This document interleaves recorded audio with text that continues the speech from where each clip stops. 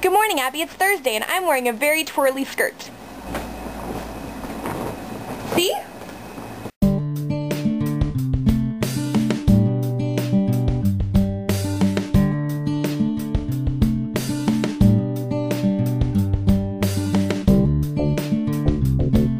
Before I get anything else, I have 3 exclamations to make. Number 1, yay, someone asked you out! That's so wonderful. You'll have to let me know how it goes. 2, book, psych book, you have the same, we have in the book and the crackpots, see, it's in here somewhere, see? Crackpots. I laughed at that line too. I was like, seriously, Mr. Psych book writer man? Seriously? 3. It was hard to pick a favorite dance craze, but I think I'm gonna have to go with the Macarena. Extreme Edition. Dala tu cuerpo alegría Macarena, que tu cuerpo para dar la alegría y cosa buena. Dala tu cuerpo alegría Macarena, Macarena. Dala tu cuerpo alegría Macarena, que tu cuerpo para dar la alegría y cosa buena. Dala tu cuerpo alegría Macarena. And now for something completely different. So for my psych class the other day, I had to watch a video called The Dying Rooms.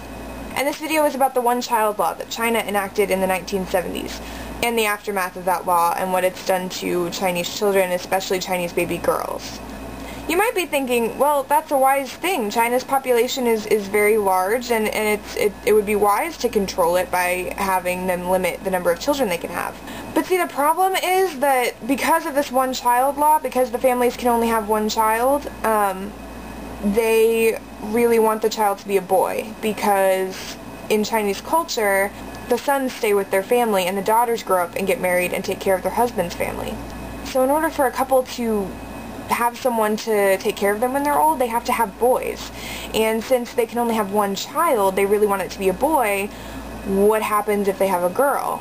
Well, some families are more than happy to have a girl, but for others that's sadly not the case. In many cases, sometimes a couple will just abort a girl baby for no other reason than that it's a girl. And keep trying for a boy. In other cases, once the baby's born, they'll just abandon it by leaving it on the street to die or throwing it in the garbage.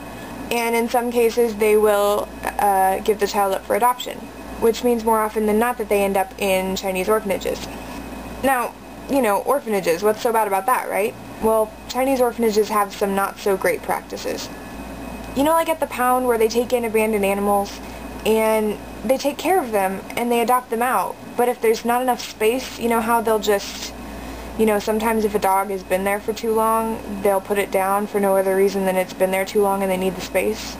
Many Chinese orphanages have this practice where when a child has been there too long or isn't considered adoptable, they'll be examined by a doctor and they might be marked for something called termination of care.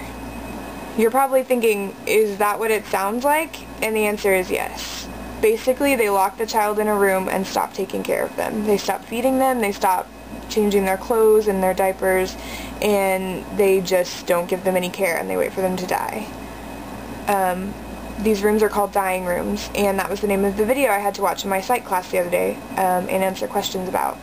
Anyway, so when I watched it, my first thought was, okay, this was in the 90s, you know, obviously something's been done about it, there's nothing I can really do, because it's, you know, it was probably taken care of back then. If there's a documentary about it, you know, obviously we know about it, we're doing something about it.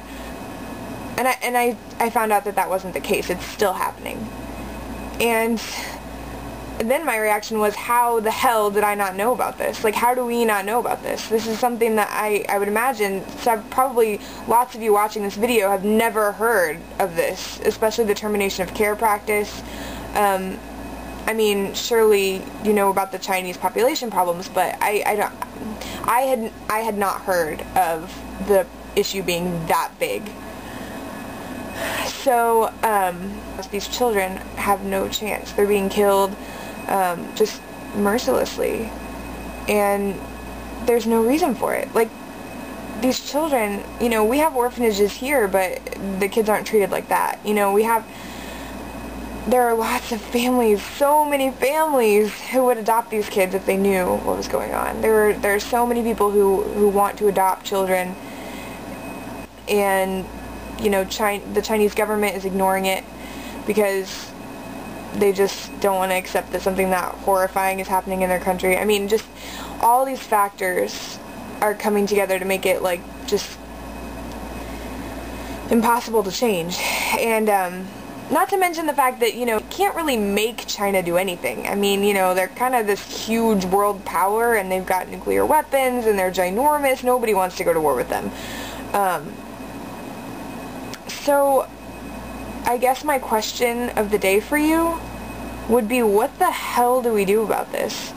I can't just sit here and dismiss from my mind the fact that there are children, and it's not just China, but this is just the cause that has come to my attention recently, but there are children starving and crying out for attention and food and love and just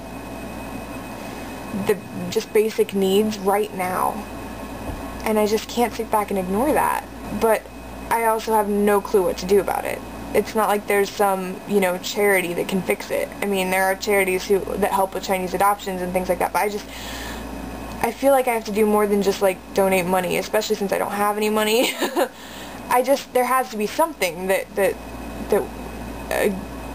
an individual can do, or a group of individuals, or something. There has to be something that I can do. I just don't know what. So if you have any ideas, and I'll be thinking about it, I'll undoubtedly be thinking about it for a while.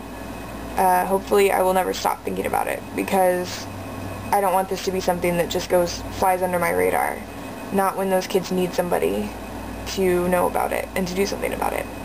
So I'm vlogging about it to spread awareness, because that's what I can think to do right now. I'm going to keep trying to think of something else that I can do, but for right now I'm vlogging about it, because I can tell you all I want, I can tell you everything about it that I can find, but information is useless until it gets passed into the hands of someone who will do something about it.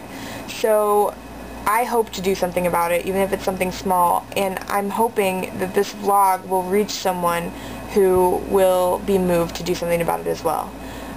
It could be you. So, I